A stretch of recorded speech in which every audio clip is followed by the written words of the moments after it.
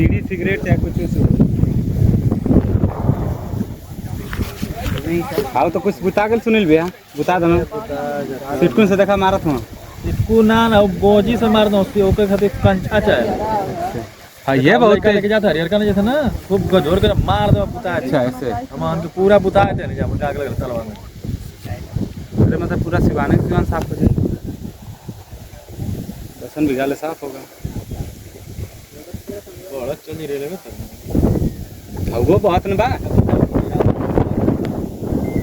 तो अनाजे नजर करिए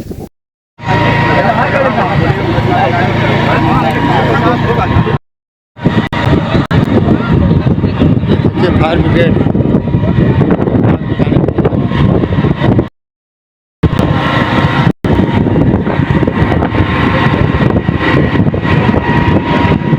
ये तहसीलदार साहब हैं, पत्रकार साहब लोग भी आए हुए हैं, साथ में नेतागढ़ भी हैं गाँव के।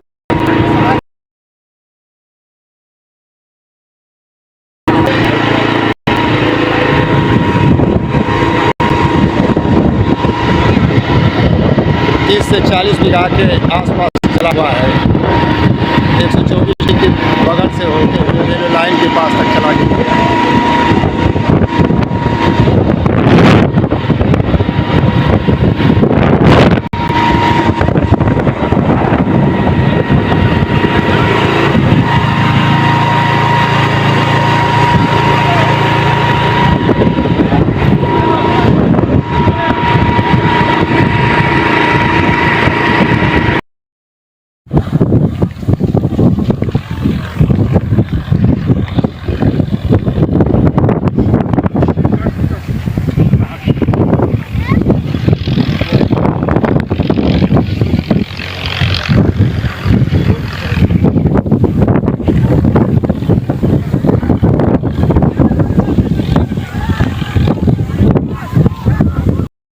आगे बढ़ाला भाई, आगे बढ़ावा मोटरसाइकिल यहाँ से जा। बाप रे बाप,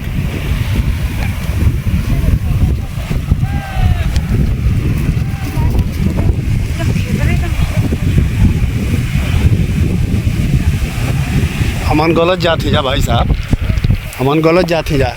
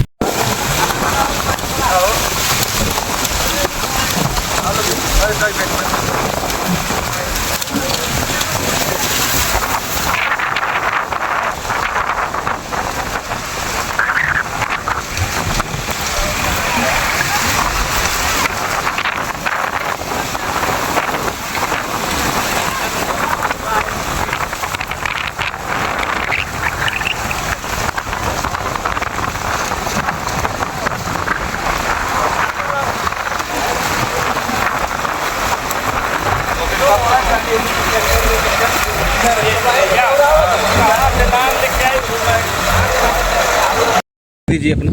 मेरा नाम उदय यादव राजू, मैं समाजवादी पार्टी जखनिया 373 का विधानसभा अध्यक्ष हूँ। आपके विधानसभा क्षेत्र और आपके गांव से सटे विधानसभा और आपका गांव भी प्रभावित हुए हैं। 3 गांव प्रभावित हुए हैं, 3 विधानसभा प्रभावित हुए हैं, जिसमें आज भीषण आग लगी थी। तो आग का पूरा प्रकरण बताइए। देखिए, आज जो है हमारे ग्राम सभा अलीपुर मदरा, गौरा खास और चौजा में जो है बिजली विभाग की लापरवाही के कारण जो विद्युत और तार के सर्किट करने के कारण आग लगी है।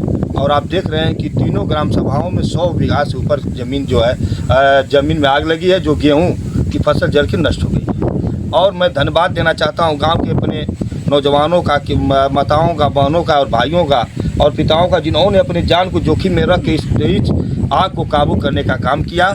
और मैं निंदा करता हूं इस सरकार की और इस प्रशासन का और विद्युत विभाग और एडीएम महोदय का भी निंदा करता हूं।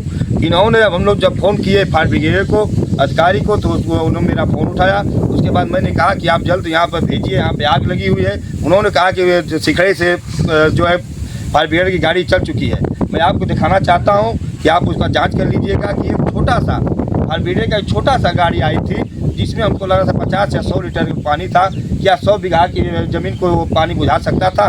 सिर्फ सरकार और प्रशासन के लोग, किसान और नौजवानों और जो है कि उनका मजाक यानी धज्जियाँ उड़ा रहे हैं लोग कि एक बड़ी आग लगी हो। बात तो यह है कि मैं देखा हूँ जो भी फायर ब्रिगेड की गाड़ी आई थी वो एक पिकअप के जैसी थी, छोटी हाँ, थी। एक पिकअप था, उसमें कितनी पानी था बताइए, आपको क्या बता सकते क्या यहाँ सरकार के पास व्यवस्था नहीं थी कि बड़ी गाड़ियाँ, कई गाड़ियाँ भेजें ताकि 100 बीघा खेत न जल सके, थोड़ा जल के आग को काबू पाया जा सके? मैं आपके चैनल से कहना चाहता हूँ, कहने में हमें भी शर्म लग रही है कि मैं किस प्रदेश और किस देश से पैदा हूँ कि विश्व गुरु का दर्जा दिया जा रहा है हमारे देश और प्रदेश को। अब विश्व गुरु के देश में आग लगी हो और आग बुझाने के लिए कोई फायर गाड़ी न आई हो, क्या हम लोग उसका उस सरकार की बयान और उस सरकार की व्याख्या कर सकते हैं? इसके लिए मैं आपके चैनल से माध्यम से कहना चाहता हूँ प्रदेश की सरकार को और देश की सरकार को और इसके आला अधिकारी जितने हमारे डीएम से लेकर तहसीलदार से लेकर जिला अधिकारी तक हैं और विद्युत विभाग के जितने बड़े अधिकारी और छोटे अधिकारी हैं, मैं उनके आपके चैनल के माध्यम से कहना चाहता हूँ कि आप लोग जो भी फसल नष्ट हुई है उनसे उचित मुआवजा देने का काम करें और भूसा भी दिलाने का काम करें। जो जंतु बोल नहीं पाते हैं, खा नहीं पाते हैं, उन्हें कहाँ से वो बेचारा व्यवस्था कर पाएंगे? और ख़ास करके मैं ये कहना चाहूँगा उसमें 90% लोग अधिया खेती करने वाले थे और अधिया करने वाला आप जानते हैं कि सरकार जो मुआवजा देगी वो जिनके नाम से खेत उन्हीं को देगी। तो मैं डीएम महोदय से कहना चाहूँगा कि सर्वे करा लें कि कौन उसमें फसल और कौन अधिया करने वाले लोग हैं। अधिया करने वाले लोग को भी उसमें आधा मुआवजा दिया जाए और उसको भूसा का भी मुआवजा दिया जाए कि बेचारा अपना जीवन यापन कर ले। क्योंकि आप जानते हैं कि हम लोग पिछड़ा क्षेत्र में आते हैं और पिछड़ा क्षेत्र में आने के कारण सुबह कमाते हैं, सुबह काम करते हैं, शाम खाते हैं और शाम काम करते हैं, सुबह खाते हैं। ऐसे लोगों का फसल नष्ट हुआ है। इसलिए मैं आपके चैनल से कहना चाहता हूँ, कहने में बहुत दर्द हो रहा है कि मैं आपके चैनल से कहना चाहता हूँ कि उनको उचित मुआवजा सरकार दे। सरकार तो जाती है, फ़ोटो खिंचवा लेती है, डीएम जाते हैं, कोतवाल जाते हैं, नकवाल साहब जाते हैं, मगर उचित मुआवजा नहीं देते। इसलिए मैं कहना चाहता हूँ ऐसा ही ध्यान न किया जाए। अगर ऐसा होता है तो हम समाजवादी पार्टी के लोग अनशन अमरण अनशन करने के लिए बात हो जाएंगे। ऐसा सरकार न करे, इसलिए आपके चैनल से कहना चाहता हूँ सरकार उचित मुआवजा दे। आपके फोन करने के बाद कितने समय के बाद फायर ब्रिगेड की गाड़ी जो कि हमारे की दूरी यहाँ से करीबन 5 किलोमीटर दूर है? हमारे फ़ोन करने के बाद हम लोग वहीं थे। कम से कम 45-40 मिनट, आधी घंटा बाद, 1 घंटा बाद गाड़ी आई है। गाड़ी वो भी आई है तो खड़ी थी, उसमें व्यवस्था ही नहीं था कि न उसके पास इतना। हमने बहुत ऐसा देखा है फायर ब्रिगेड, हाँ हमने बहुत देखा है फायर ब्रिगेड गाड़ियाँ कि पाइप इतना मोटी होती है और दौड़ा के ले जाते हैं और आग उतार देते हैं। मगर यहाँ जो फायर ब्रिगेड की गाड़ी आई थी इतना मोटा उसका तार था, पानी पाइप था, जो हम लोग समरसेबुल नहीं, वो जो टिल्लू का चलाते हैं उतना मोटा था। आप बताइए उससे क्या आगे पूछ सकती थी? सरकार सिर्फ हम लोग को और किसानों के साथ मजाक कर रही है, धज्जियाँ उड़ा रही है। कोई उसका मतलब नहीं है सरकार का और प्रशासन का। इसलिए मैं कहना चाहता हूँ आपके चैनल के माध्यम से कि ऐसे सरकार को हमारे देश में रहने और प्रदेश में रहने का कोई अधिकार ही नहीं है कि कोई बेअधिकारी बेलगाम हो चुके हैं इस सरकार में, कोई सुन नहीं रहा है।